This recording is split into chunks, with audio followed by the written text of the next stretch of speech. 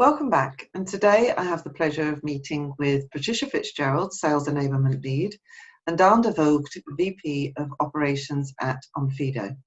Onfido is a technology company that is helping businesses verify people's identity.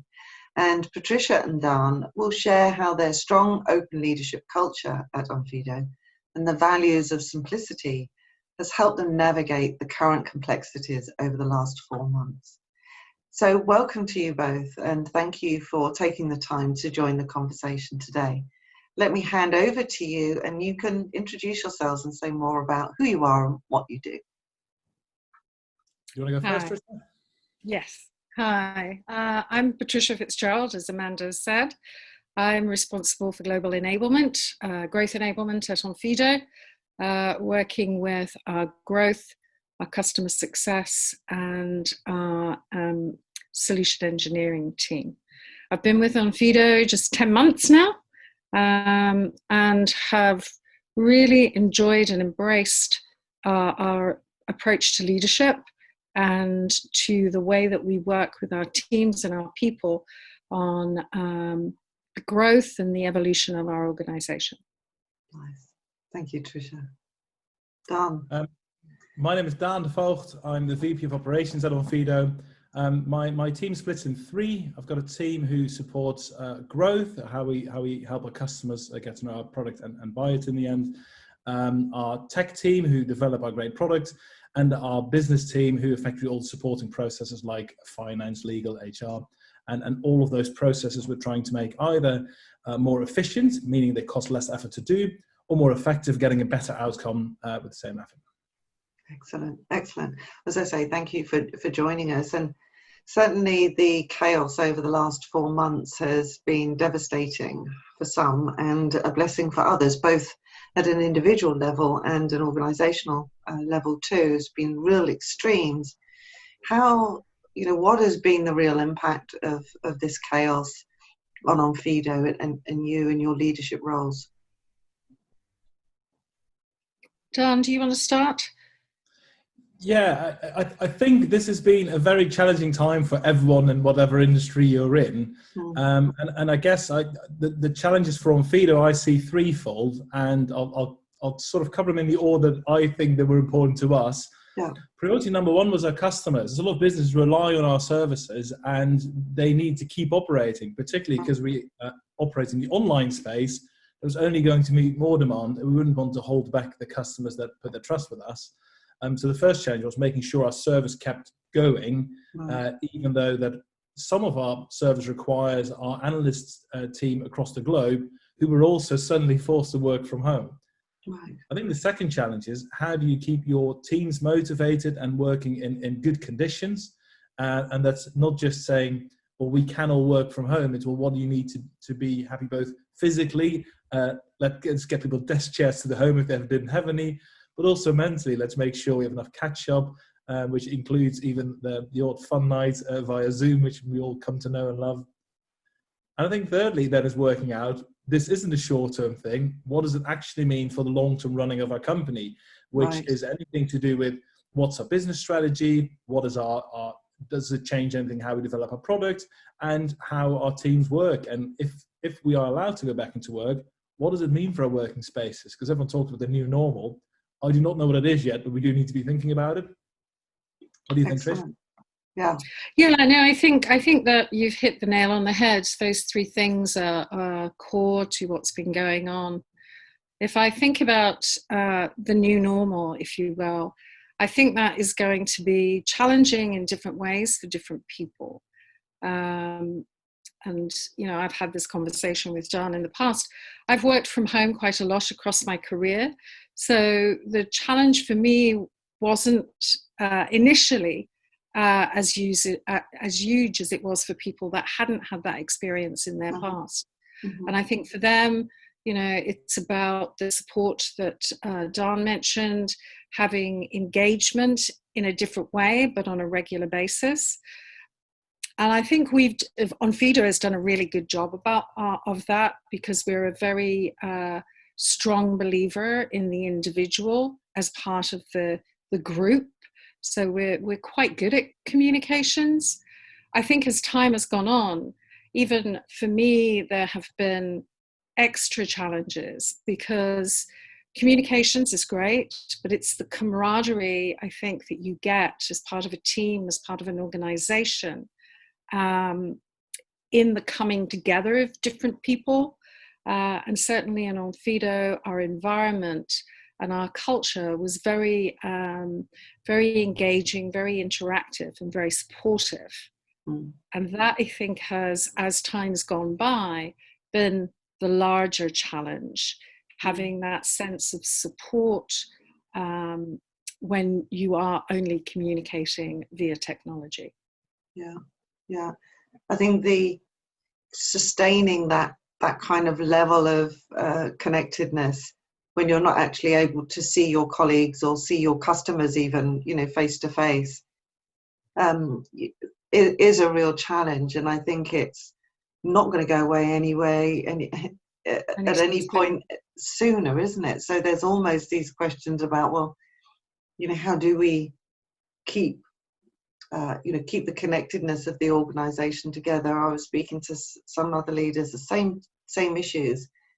They want to be able to still have the opportunity to meet with their teams face to face, if at all possible.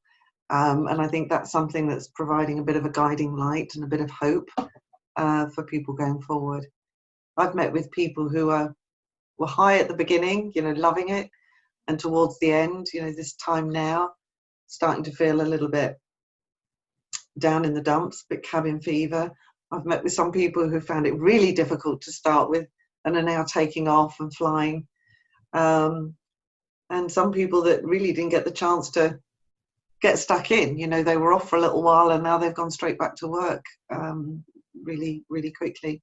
So the speed at which we've been asked to change and work differently, and the complexity has been extraordinary. And how has your strong leadership culture, or what sort of elements of the culture have supported employees and customers, you know, throughout these very rapidly changing elements or times? Sorry, Daan. So, I mean, I think, you know, one of the amazing things is leadership, and a leader's ability to adapt and to help the organization adapt. Onfido has always had a strong communication culture, as I've said, but we've adapted that so that we can continue to communicate and engage with people virtually. And we've done that really, really well. I think it's also about showing vulnerability. So letting people know that they're not on their own feeling isolated or vulnerable. And again, I think that's something that as all of the leaders that we've seen in Onfido communicate, share experiences over the last weeks, especially as this has continued. I think that's inspiring, and I think it motivates people to, you know, keep searching for the inner resilience to continue. Yeah, yeah. Daan, what about from your perspective? Well, I think Tricia put that very well, to be fair. I don't think I'm going to be able to give any more insight than she just has, but a few things that you mentioned I thought was interesting. I think the speed thing, I think leadership in Fido, the founders effectively, before it became mandated, said, let's send people home. We don't want to put any of our team at risk. So we, as an office, shut down before we were legally required, which I think was a good thing. We've also already made the decision that even when we're allowed to go back to the office, we want to delay people having to come back to the office, because there's a clear sentiment of the well-being of our team is more important, but we'll have to work around that for those who clearly might not be able to work well from home due to their living conditions or sharing a house or whatever it is. And I like the what Tricia said about the vulnerability and the sharing. With the political situation that started off in the US, we actually had a dedicated session where, as a team, we openly discussed that, because that's the sort of topic you'd want to discuss over lunch, you'd want to discuss face-to-face with people around you. But I thought was actually surprisingly well orchestrated. we had a several-hour Zoom conversation with genuinely the entire company, and we're near 400 strong, where we had an open conversation about such a difficult subject. And I was actually hard-warmed how well that still worked remotely because of, as Tricia said, the openness of people, even now it's only digital, still putting themselves out there, which is much easier in person than it is on the camera. Yeah.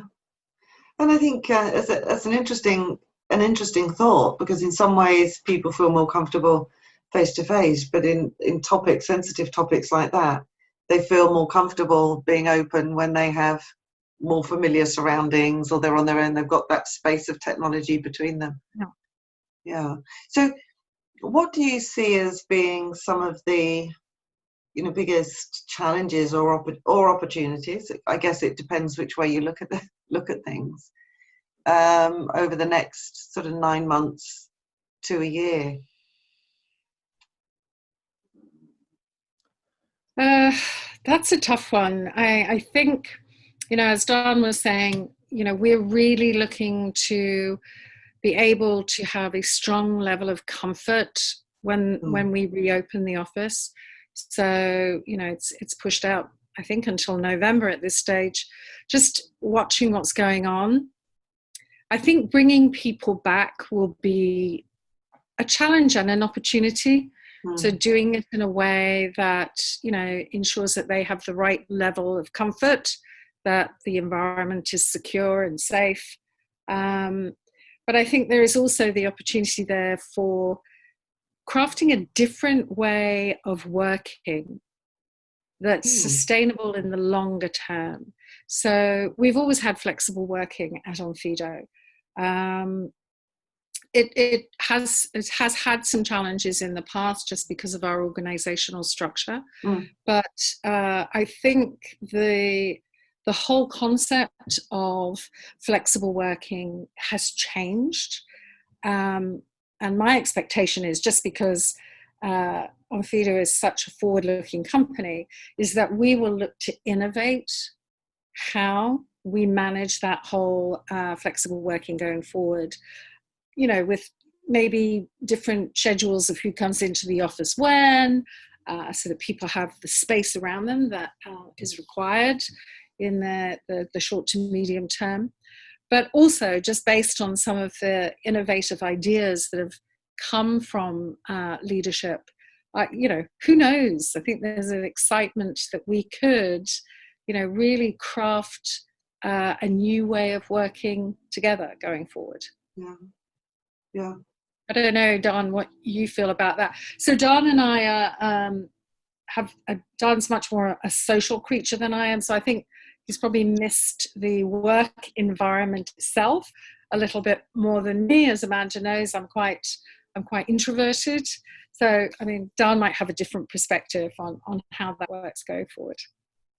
No, again, I thought it was a strong answer, Trish. For me,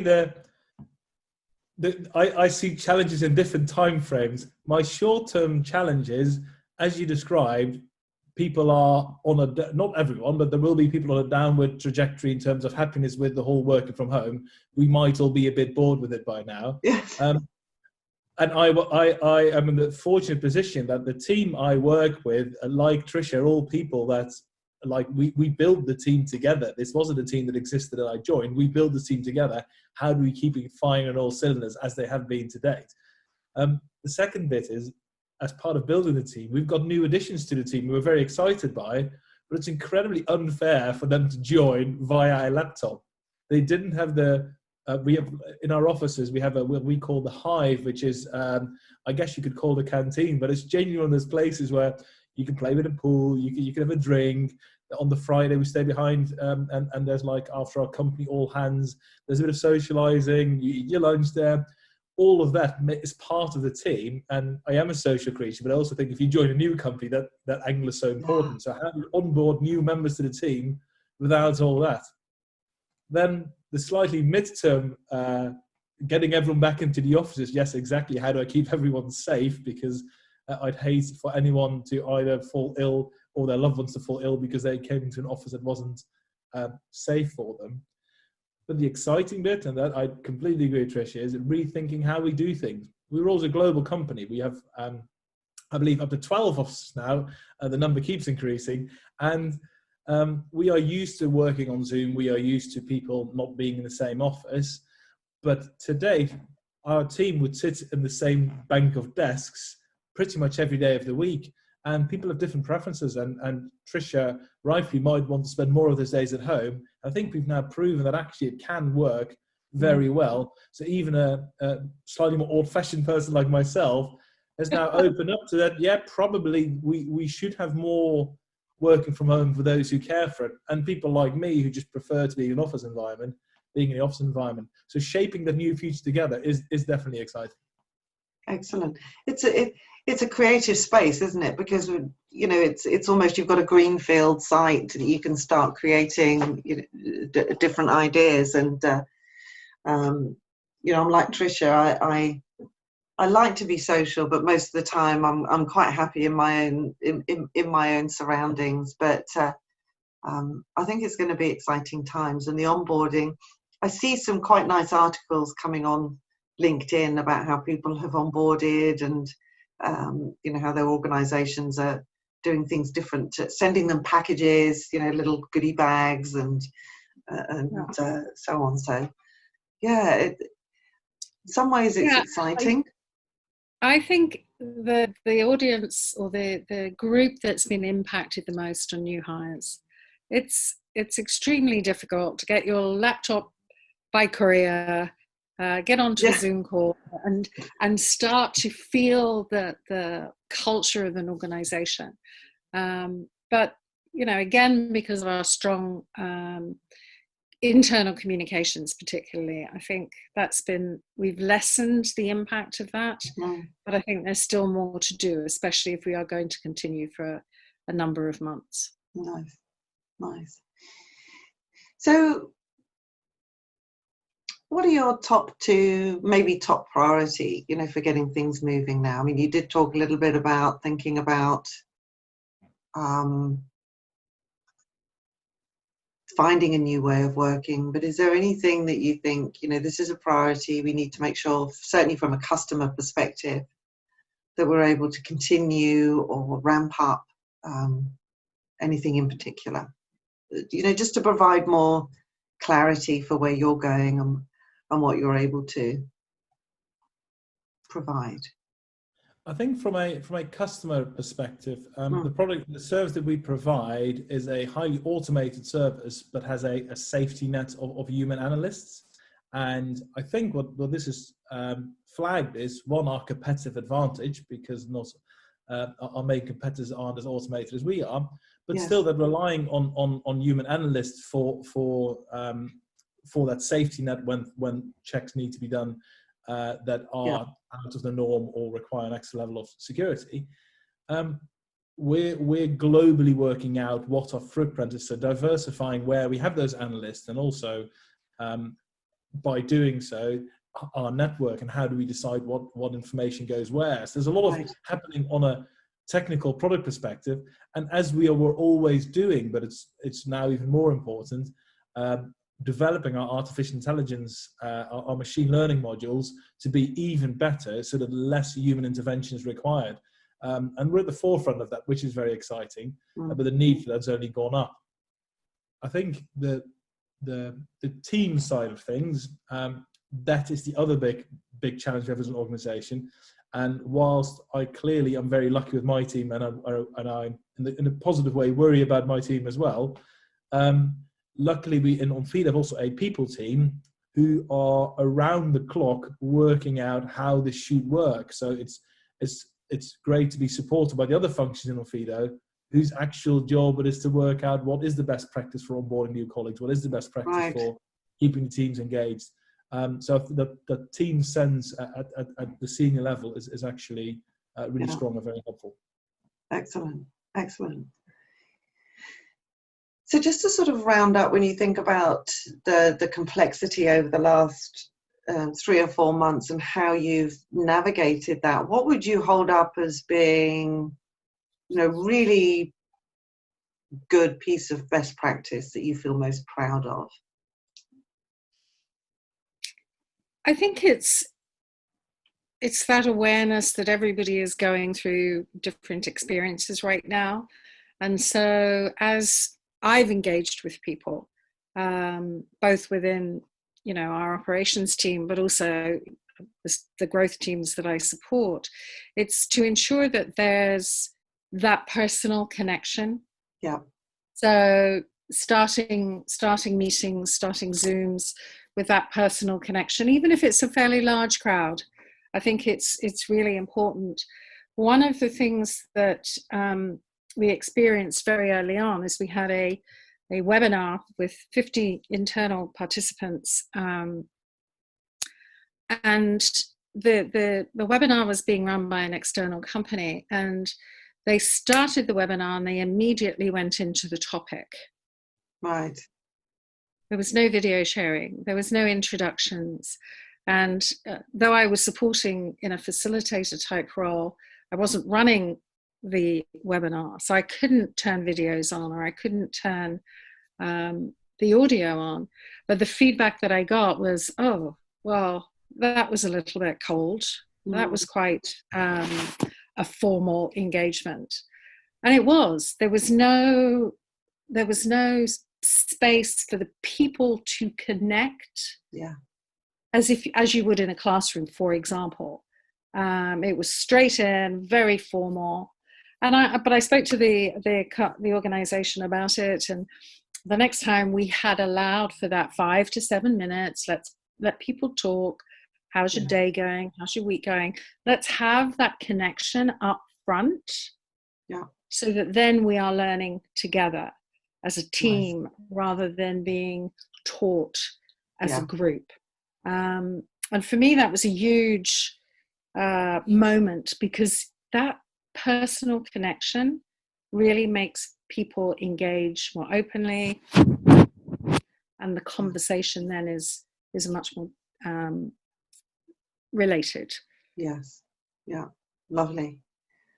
Excellent. Well, with my Daan, what about from your side? And I don't want to rush you, because the Zoom is going to be running out in just the time. Yes. So to net round it up. How would you like to finish this? So for me, the key bit is, and actually it's one of the reasons I joined Onfido. I love our culture, and I've loved it from day one. And I think for those who've joined us, that's quite often the feedback that we get. Oh my God, how did you get such a great culture? Yeah. And we use, and it's even marketed and something like that, the 5 values of an animal associated with them. Oh. And one of those values is succeed together, and the animal associated as the penguin, which I think is a comical animal anyway. Yeah. But the bit that I really like as a value, which came out of a survey that we said, which value do you think we've demonstrated most during this difficult time? It's succeeding together. And for me, it genuinely is that team sense of, none of us asked for COVID. We all think it's a pain. We all think working from home is a pain. We all agree with it. But in the end, we want Onfido to do well. We want all of us to have enjoyment in our jobs. And I think everyone has been so focused on let's just get the best outcome together. And that's made me quite happy and very proud to be part of a team that behaves that way and feels that way. So yeah, that's the key thing that I think stands out above all. We succeed together. And that really shows, Daan, and thank you for that, because I think it wraps up really nicely how that pulling together really does pay off. And I appreciate both of you spending time today, and it's been a great discussion. Learned so much about how you're just navigating and dealing with all those different elements, and how that strength of pulling together is really moving you all forward, or keeping you moving.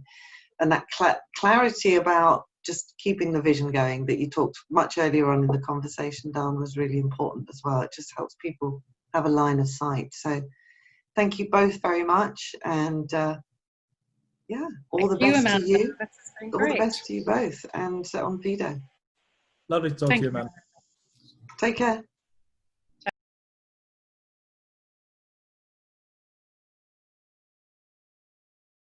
So that was Patricia Fitzgerald, Enablement Lead, and Daan de Voogd, VP of Operations at Onfido. So they were talking about the complexity element of D-VUCAD. So let's just remind ourselves of some of the key points that they shared with us.